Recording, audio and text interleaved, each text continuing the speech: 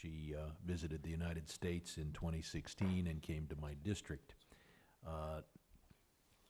Now she is the only female president in the region.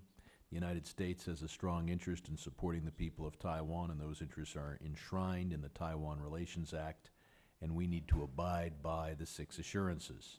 Our clear message should be that the United States does believe in the power of dialogue, but we unequivocally support the right of the people of Taiwan to determine their own government through elections.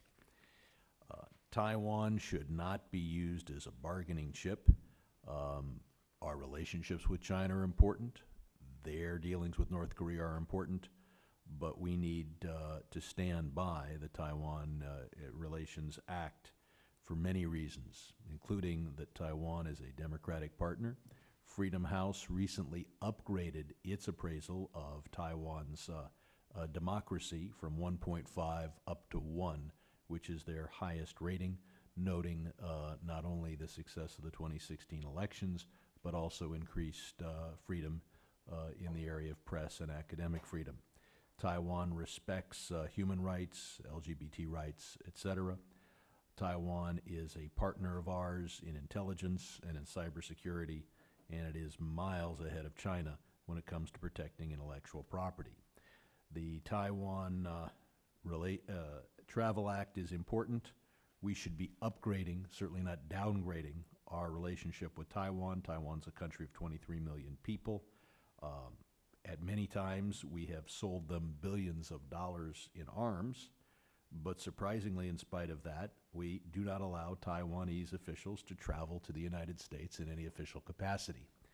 Instead, we have this ruse where they can only come if they're refueling to go to some Latin American country of far less interest to the Taiwanese officials than the United States is, and stay in our country for a day or two during that refueling process.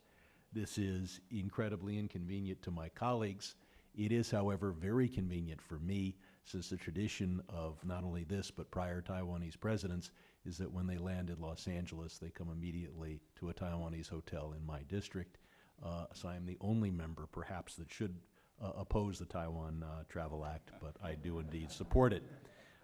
That's why I join with our colleague Steve Shabbat in introducing it, and it of course expresses a sense of Congress that it should be U.S. policy to have governmental leaders of Taiwan free to visit the United States.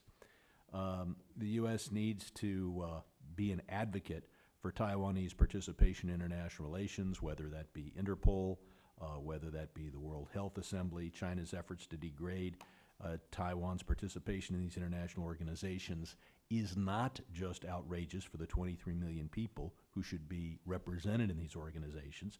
It is bad for the entire world. The only beneficiaries are diseases and international criminals. Taiwan is part of the world, and its involvement in these organizations are necessary for Interpol, the World Health Assembly, the WHO, to achieve its objectives. Their various objectives.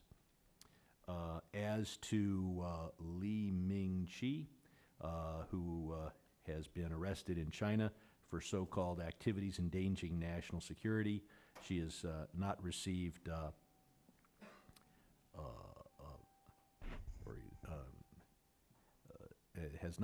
visitation rights. His condition is questionable, and this is unacceptable. We look forward to Taiwan diversifying its trade and economic relationships, not only deepening them with the United States, but also other countries so that it is not dependent on China.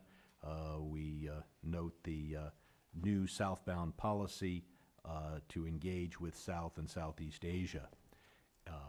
As far as our own relationship with Taiwan, we're talking about $85 billion in trade. We do have a trade deficit, but it is a modest one given the size of the relationship. That's contrasted with the highly lopsided, almost metastasized relationship we have with China.